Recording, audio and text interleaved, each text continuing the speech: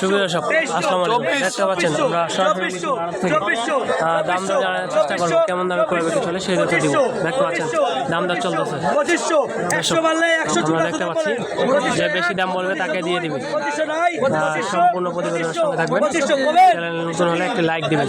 দেখতে পাচ্ছেন দর্শক বিক্রি হয়ে ভাই আসসালামু আলাইকুম। এটা কত দিয়ে বিক্রি হলো? এটা 2400 টাকা ডাক, 2500 টাকা পাকা। 2500 টাকা দিয়ে বিক্রি হলো। বোম্বাই লিচু 2400 টাকা। দর্শক দেখতে পাচ্ছেন কে নিল, কোন ভাই নিল?